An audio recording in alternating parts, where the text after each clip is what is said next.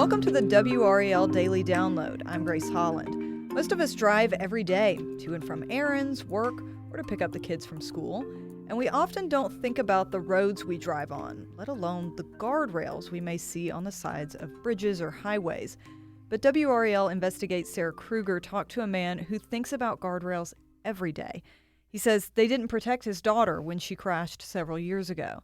Sarah's joining us today to talk about why he fears others could also be hurt. Sarah, thanks for being here. Thank you for having me.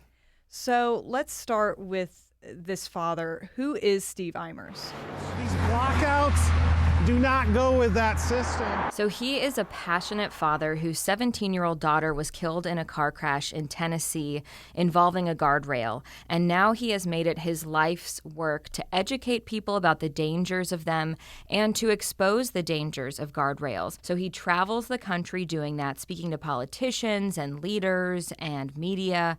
He is an expert now on the construction of guardrails. He can spot an issue, something that you or I certainly could not see, like the wrong screw, and he can spot that in an instant. And we do have a bolt passing through the third rail, which is a major installation error. And I asked him, as I was talking to him, how he became so informed on these, because he was going through Google Maps with me virtually, just showing me different guardrails and saying, oh, look right there, there's the wrong screw. This one is obstructed. And I asked him, gosh, how did you learn this so well? And he said he literally read the manuals for how to install guardrails.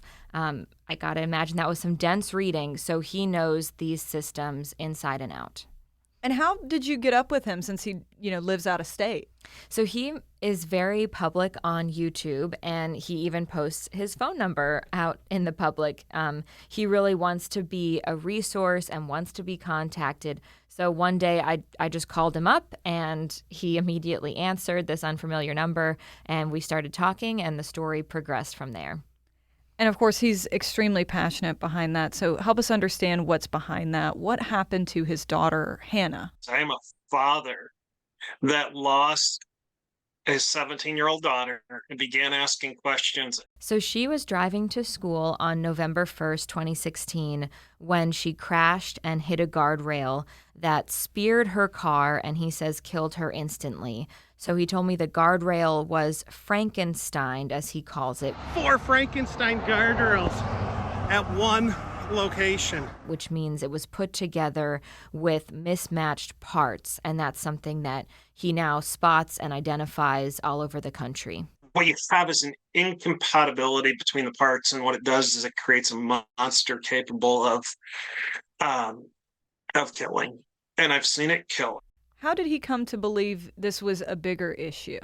So because of what happened to his daughter, he started looking into this, and now he says he regularly hears from victims of guardrail crashes and families who lost loved ones in guardrail crashes. And the more he sees, the more issues he finds. He says he's walked more than 1,000 miles of highway inspecting guardrails on his own time. He says he's lost 40 pounds, and that's how much he is pounding the pavement out there. And he's relentless because his passion comes from such a place of hurt and of wanting to prevent tragedy for other families.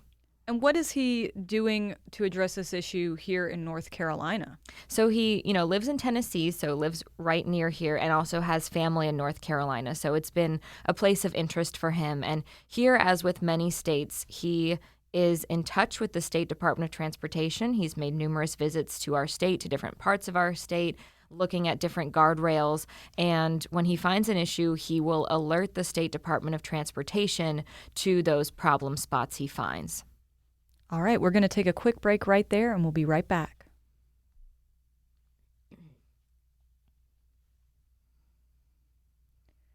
What does NCDOT say about their contacts with Steve Eimers? So they said they hear from him a lot, and that, that he's very well informed on the topic of guardrails. Steve has reached out to us, multiple times over the years. And that when they are made aware of issues by him or by someone else, that they do fix them. Does NCDOT see any issues or track any data about traffic accidents involving guardrails like this?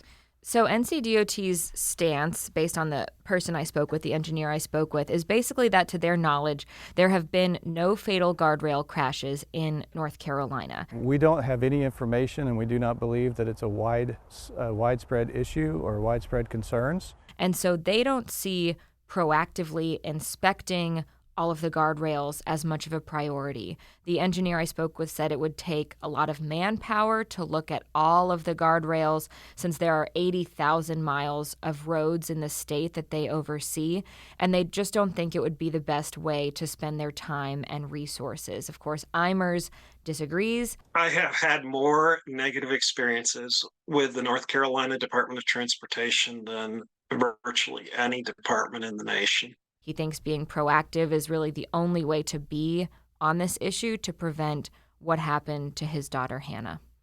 And what is the state's process, from what you've learned, to fix guardrail problems if they see one?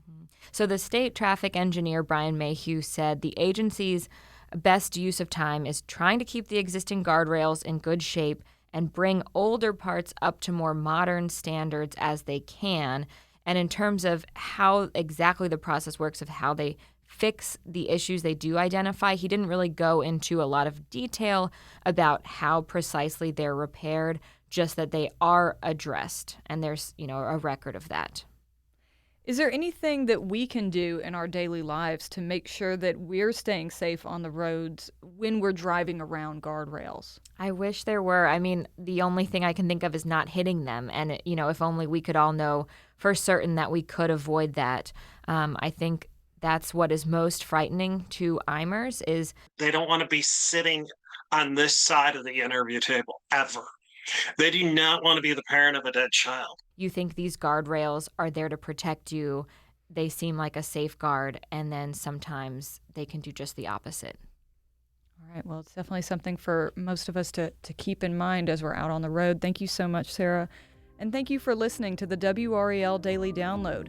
Another great way to get WRAL news is the Morning Briefing newsletter. It's a daily email that's waiting in your inbox every morning with local news, events, and headlines to get you ready for the day. Sign up at WRAL.com/newsletter.